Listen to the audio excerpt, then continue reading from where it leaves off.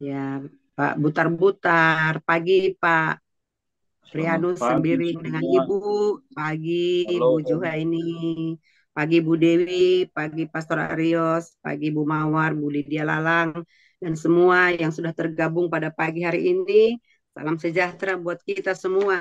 Terima kasih buat waktu dan kesempatan yang diberikan kepada kami. Kita boleh berbagi, kita datang kepada Tuhan mendengarkan firman Tuhan pada pagi ini sebelum kita melakukan aktivitas kita sepanjang hari ini. Oleh karena itu mari Bapak Ibu kita siapkan hati kita yang terbaik kita untuk belajar firman Tuhan.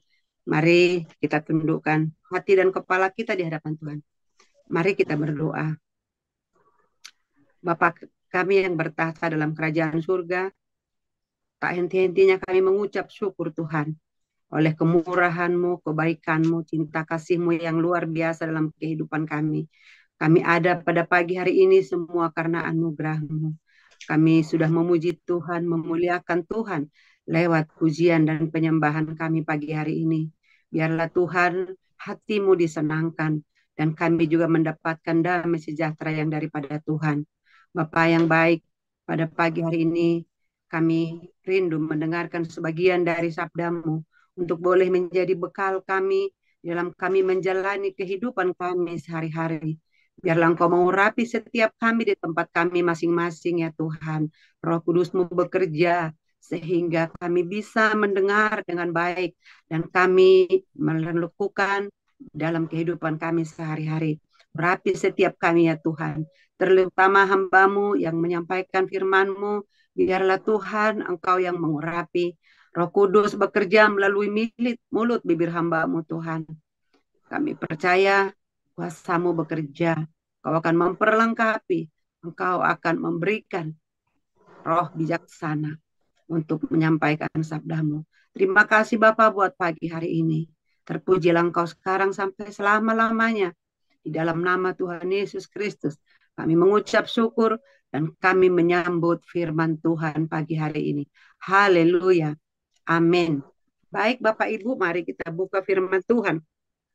Alkitab kita Yesaya 32 ayat yang ke-17.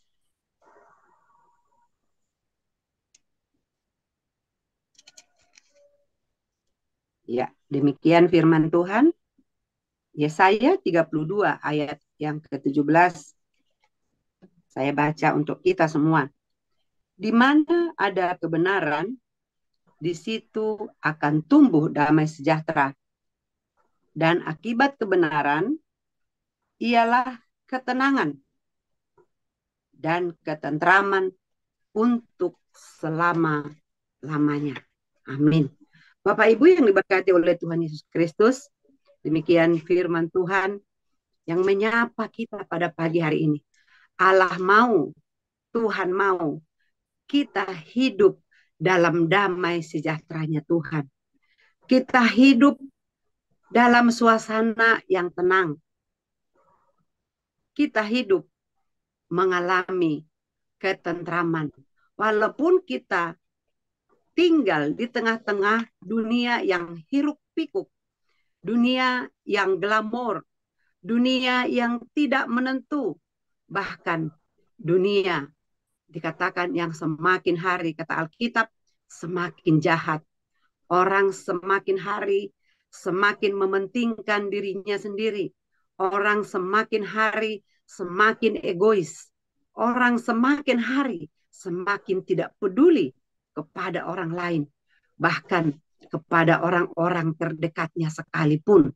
Ya, oleh karena itu firman Tuhan pada pagi hari ini menyapa kita dengan indah. Menyapa kita dengan luar biasa. Tergantung bagaimana kita menyikapi, tergantung bagaimana sikap hati kita untuk menerima kebenaran firman Tuhan tersebut. Ya, yang pertama dikatakan di mana ada kebenaran, ya, di situ akan tumbuh damai sejahtera. Ya. Yang pertama kita mengerti dulu apa artinya hidup dalam kebenaran. Hidup dalam kebenaran itu artinya hidup tanpa kepalsuan, ya, hidup tidak berpura-pura, hidup tanpa manipulasi ataupun kebohongan-kebohongan, atau dengan kata lain dikatakan hidup jujur, hidup apa adanya, apa yang ada di hati kita, apa yang ada di pikiran kita, itu yang kita lakukan, itu yang kita praktekkan, ya. Di dalam kehidupan orang Kristen, kita sebagai pengikut Kristus, ya, dikatakan bahwa orang Kristen itu adalah orang yang hidup di dalam kebenaran. Walaupun kenyataannya kita masih sering jatuh bangun, ya. Kenapa dikatakan orang Kristen itu hidup dalam kebenaran? Karena orang Kristen itu hidup mempunyai standar, yaitu standarnya adalah Alkitab, yaitu firman Tuhan. Namun kita perlu juga tahu, diingatkan kembali, bahwa orang benar, ya, menurut Alkitab itu, ataupun orang yang hidup dalam kebenaran menurut firman Tuhan, bukanlah juga orang yang sudah hidup kudus, hidupnya semua sungguh-sungguh sesuai dengan firman Tuhan, ya, tapi adalah orang-orang yang percaya kepada Allah, orang-orang yang percaya kepada Tuhan Yesus, bahwa Tuhan Yesus Kristus adalah satu-satunya Tuhan, satu-satunya Allah yang berkuasa di dalam kehidupan kita. Jadi bukan karena kita sudah hidupnya suci seperti malaikat, hidupnya sudah 100% benar. Ya mungkin kita berkata, saya masih sering jatuh bangun Bapak Ibu. Saya juga masih sering jatuh bangun. Tapi oleh karena kemurahan Tuhan, oleh karena cinta kasihnya Tuhan kepada kita, dia tidak mau kita binasa, dia tidak mau kita kehilangan, sehingga dia mati di kayu salib. Dia datang memberikan hidupnya untuk menebus saya dan Bapak Ibu sekalian, kita semua, agar kita tidak ada yang binasa, agar kita semua dibenarkan di dalam Kristus Yesus. Itu artinya orang Kristen ataupun orang yang hidup dalam kebenaran menurut firman Tuhan, menurut Alkitab. Oleh karena itu Bapak Ibu, kita patut bersyukur di pagi hari ini jika Tuhan sudah memilih kita menjadi pengikut Kristus yang sejati, menjadi pengikut Kristus yang hidup di dalam kebenaran. Bapak Ibu yang diberkati oleh Tuhan, pagi hari ini firman Tuhan menjamin kita, ya, apabila kita hidup dalam kebenaran, apabila kita sudah menjadikan Tuhan Yesus menjadi raja dalam kehidupan kita, maka kita akan terus hidup sesuai dengan Alkitab, sesuai dengan kebenaran firman Tuhan. Dan ketika firman Tuhan itu yang kita praktekkan dalam kehidupan kita, maka kita akan beroleh hidup damai sejahtera. Kita tidak terpengaruh oleh dunia, kita tidak terpengaruh oleh sekitar kita. Ya, mungkin sekitar kita, ya mereka, ya kasak kusuk, ya apa yang harus kita kerjakan. Mereka mengerjakan, ayo kita kerjakan ini, kita buat bisnis ini, kita buat bisnis itu. Tapi orang yang hidup dalam kebenaran, dia akan duduk tenang. Dia akan diam dengan tenang duduk di kaki Tuhan. Di sana dia akan menundukkan diri, menundukkan hati. Dia berdoa terlebih dahulu. Dia datang kepada Tuhan terlebih dahulu. Apakah saya harus melangkah? Apakah saya harus mengambil keputusan ini dan itu? Ya, seperti kita melihat contoh bagaimana Raja Daud ketika dia mau berperang melawan Filistin, dia tanya dulu kepada Tuhan, Tuhan, apakah saya harus melangkah? Apakah saya berjalan melakukan pekerjaan ini? Dan apakah Tuhan menyerahkan mereka kepada saya? Karena pada waktu itu Raja Daud sangat yakin, ya, ketika Tuhan yang menyuruh untuk maju berperang melawan orang Filistin, maka Tuhan akan bekerja dan Raja Daud ataupun bangsa Israel akan mengalami kemenangan. Sehingga dia bertanya dulu, apakah engkau menyerahkan itu kepada saya Tuhan? Dan Allah menjawab, ya saya akan menyerahkan. Berperanglah, majulah. Nah, Allah juga mau kepada kita pada pagi hari ini. Ketika kita mau melangkah, mengambil keputusan, tanya dulu kepada Tuhan. Libatkan Tuhan dalam setiap rencana kita. Sehingga kita bisa hidup dalam damai sejahtera. Walaupun di sekitar kita ada kekacauan, ada keributan. Tapi kita bisa tenang. Kita bisa mengambil keputusan dengan baik. Ya, Alkitab Yesaya 30 ayat yang ke-15 firman Tuhan berkata demikian. Sebab beginilah firman Tuhan Allah yang Maha Kudus, Allah Israel. Dengan bertobat dan tinggal diam, kamu akan diselamatkan. Dalam tinggal tenang dan percaya terletak kekuatanmu. Ya, amin. Tapi dikatakan di terakhir sana, tetapi kamu enggan. Nah, inilah yang membuat kita terkadang-kadang jatuh. Kita tahu sebenarnya ketika kita mau merencanakan sesuatu, kita harus duduk diam dulu di hadapan Tuhan. Kita lepaskan dulu, kita bertobat dulu, kita lepaskan dulu segala hal-hal yang mengikat kita, perasaan kita, ego kita, pengaruh orang lain, perkataan orang lain. Kita tanggalkan dulu itu, kita bertobat, kita lupakan dulu semua itu. Kita duduk diam, tinggal diam. Kemudian kita berdoa, ya, maka Tuhan akan memberikan kita kekuatan. Tapi dikatakan di baris terakhir, tetapi kamu enggan. Nah, terkadang-kadang kita, biar cepat, kita lewat jalan pintas, ya, langsung saja ambil keputusan, kita bergerak, dan ternyata akhirnya di belakang keputusan kita salah, dan kemudian kita menyesal, ya. Penyesalan itu selalu di belakang, Bapak Ibu, ya. Kalau di depan katanya itu pendaftaran, ya. Nah, tapi pagi hari ini Tuhan mau ingatkan kita, mari libatkan Tuhan, bertobat dulu, ya, tinggalkan dulu semua masalah dunia ini, connect dulu dengan Roh Kudus, kemudian sampaikan isi hati kita kepada Tuhan. Maka Allah sumber damai sejahtera itu, Roh Kudus, Roh penghibur, akan memberikan kita kekuatan, akan memberikan kita hikmat, dan kita bisa memutuskan ya apa tidak, berjalan atau tidak, melangkah atau tidak, ya. Itu pesan firman Tuhan pada pagi hari ini. Dan kemudian yang kedua dikatakan di sana, apabila kita hidup dalam kebenaran, ya, maka kita hidup tenteram selama-lamanya, ya. Bukan sehari, bukan 2 hari, bukan setahun, tapi selama-lamanya, ya. Wow, keren ya. Ini luar biasa. Bapak Ibu yang diberkati oleh Tuhan. Kita harus terus belajar bagaimana agar kita hidup tidak dipengaruhi oleh situasi, tidak dipengaruhi oleh kebiasaan-kebiasaan buruk kita, tidak dipengaruhi oleh ego kita. Ya, firman Tuhan berkata harus menyangkal diri. Menyangkal diri itu menghilangkan ego kita. Tapi terkadang-kadang Bapak Ibu, dalam kehidupan kita sehari-hari, kita selalu menyalahkan si iblis. Kita mengatakan, waduh, si iblis yang menggoda saya. Padahal sebenarnya bukan. Ego kita lah yang mengalahkan kita. Ego kita lah yang mempengaruhi kita. Sehingga kita tidak bisa, ya, berpikir jernih. Sehingga kita tidak bisa menang di dalam setiap kita melewati hari-hari kita. Yakobus 4 ayat yang ke-7. Firman Tuhan berkata demikian.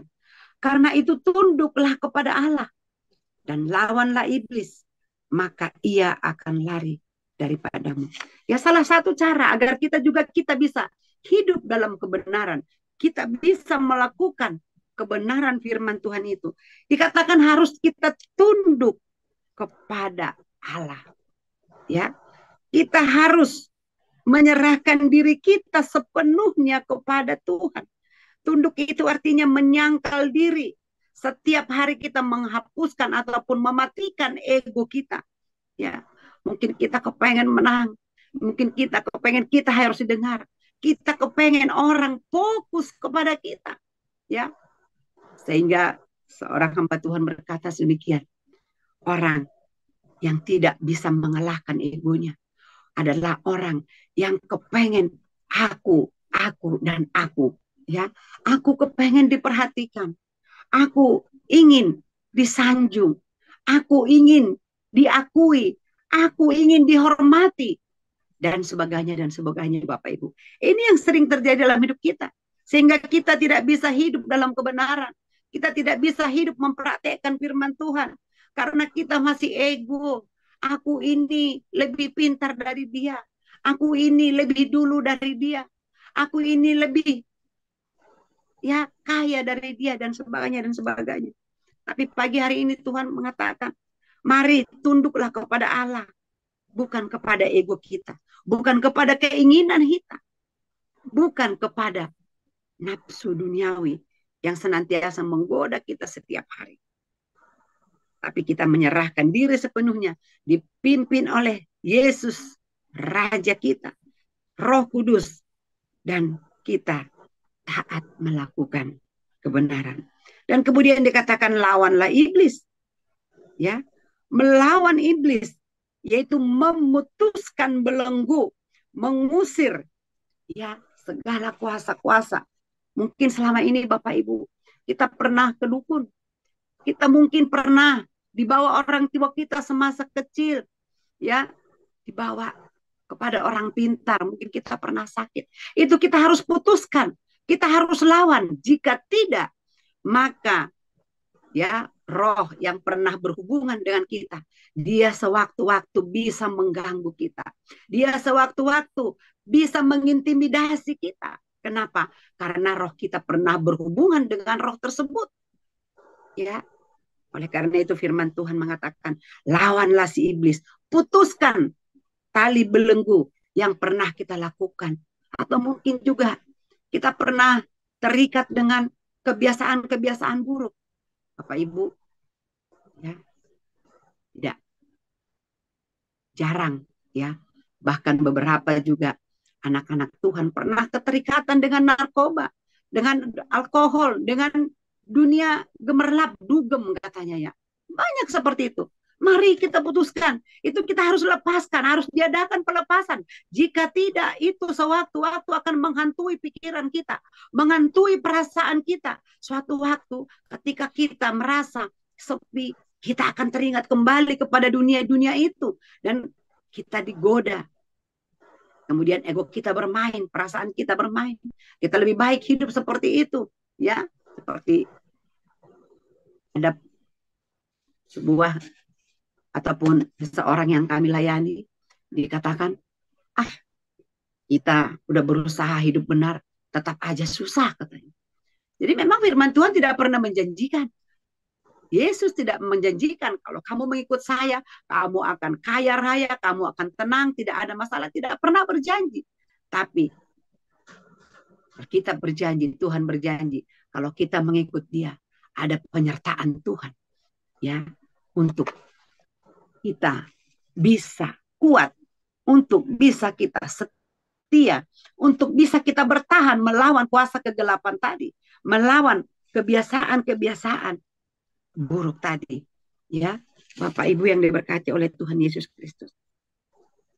Pagi hari ini Allah mau ketika kita di dalam dunia yang gemerlap, yang hiruk pikuk, dunia yang kurang menjanjikan bagi kita sebagai anak-anak Tuhan. Tapi Tuhan mau pada pagi hari ini, hiduplah dalam kebenaran, hiduplah melakukan firman Tuhan. Sebab ketika kita hidup dalam kebenaran ataupun melakukan firman Tuhan, kita akan beroleh damai sejahtera. Kita akan beroleh hidup yang tentram. Dan kita bisa mendapatkan kekuatan. Kita bisa keluar dari segala masalah kita. Kita bisa mengalami damai sejahtera itu. Kita mengalami suasana sukacita, suasana surga. Walaupun kita di tengah-tengah dunia yang gelap ini. Kita tahu Bapak Ibu bahwa penguasa kerajaan di dunia itu, yaitu adalah kegelapan, yaitu kuasa-kuasa kegelapan, di mana senjatanya itu tadi tipu daya. Kita sering dipengaruhi, kita sering ya dibawa untuk menikmati kehidupan sesaat, kehidupan sementara. Padahal itu hanya sesaat ketika kita nanti dalam dunia kekekalan. Ya, di sana baru kita rasakan seperti disampaikan hambanya beberapa hari yang lalu, ya, bahwa hidup damai sejahtera itu kekal adanya. Tetapi sebaliknya juga, ya, bahwa neraka yang mengerikan itu juga kekal. Sekarang kita sebagai anak Tuhan tinggal pilih. Apakah kita memilih tinggal di dalam kekekalan, sukacita, dan damai sejahtera, atau memilih di dalam kesengsaraan yang kekal. Kita tahu bahwa Tuhan kita Yesus Kristus mati di kayu salib, memberikan nyawanya adalah untuk melepaskan kita dari semua itu, agar kita bertobat. Tadi dalam Yesaya 30 ayat 15 dikatakan, kita harus bertobat, ya. Kita harus meninggalkan semua itu, gemerlap dunia ini, kesenangan dunia ini, tapi kita tinggal diam, duduk di kaki Yesus, datang kepada Kristus, disalib Yesus. Disitulah kita mengalami ketentraman, kita bisa tenang. Dan ketika kita tenang, Roh Allah, Roh Kudus akan memberikan kita kekuatan, sukacita, damai sejahtera. Dan di sana kita bisa mendengarkan suara Tuhan. Tuhan membawa kita kemana? Saya percaya setiap kita punya visi, punya panggilan dalam kehidupan kita. Jika pada saat ini kita belum menemukan panggilan itu, mari datang kepada Tuhan. Ya, bertobatlah. Duduklah di kaki Yesus. Dengarkan suaranya. Tanyakan, Tuhan, apa panggilan saya dalam kehidupan saya? Ya. Ambil waktu merenungkan firman Tuhan. Kosongkan hati. Kosongkan jiwamu. Panggil. Undang Roh Kudus agar bekerja. Agar Roh Kudus berbicara di hatimu, di hati saya. Sehingga kita bisa menemukan panggilan kita. Ada mungkin panggilannya sebagai pembicara. Ada mungkin panggilannya sebagai orang yang mempunyai hati kemurahan.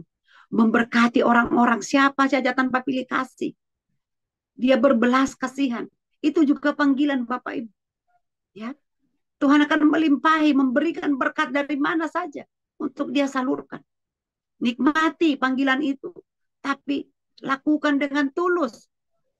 Bukan karena untuk dihargai, bukan karena untuk dihormati atau dibangga-banggakan. Karena itu bertentangan dengan firman Tuhan. Lakukan semua dengan baik. Mungkin kita dipanggil sebagai pemerhati. Pemerhati itu artinya orang yang suka memberikan perhatian, memberikan semangat, menyapa orang. Itu juga panggilan Bapak Ibu. Tidak semua orang seperti itu. Mungkin panggilan kita sebagai pendoa. Ya, kalau dia berdoa tahan berjam-jam, detil dia doakan satu dengan yang lain. Lakukan dengan tulus. Ya, jangan dengan sombong. Jangan menganggap, oh iya saya lebih hebat, doa saya lebih diterima. Jangan. Tapi lakukan dengan benar. Maka Allah sumber damai sejahtera itu, sumber segalanya, sumber berkat itu akan memberkati kita dengan caranya sendiri. Apapun panggilan kita pada pagi hari ini, mari Bapak Ibu, kita lakukan dengan segenap hati. Ya, Kolose 3 ayat 23 berkata, Apapun yang kamu perbuat, lakukan dengan segenap hatimu. Artinya apa? Tidak pura-pura, tidak setengah-setengah, tapi dengan fokus, dengan segenap hati melakukannya. Seperti untuk Tuhan, kata firman Tuhan. Ya, bukan untuk manusia. Sehingga Allah sumber damai sejahtera. Dialah yang memberikan upah, ayat 24, Kolose 3 ayat 24. Dia yang akan memberikan upah dari segalanya itu. Jadi kita tidak mengharapkan upah dari orang lain. Kita tidak mengharapkan pujian dari orang lain. Tapi Allah yang luar biasa, sumber damai sejahtera, sumber berkat, sumber kehidupan. Dia akan membalas, memberikan upah kepada kita sesuai dengan kasih karunia-Nya. Ya, oleh karena itu Bapak Ibu, pada pagi hari ini, ya kita bersyukur kalau Allah masih menyapa kita. Allah masih menegur kita mungkin. Saya juga termasuk ditegur. Saya juga sering setengah-setengah hati. Saya juga sering bimbang melangkah apa tidak. Tapi Allah mau kita semakin mantap di dalam Dia, semakin mengandalkan Dia.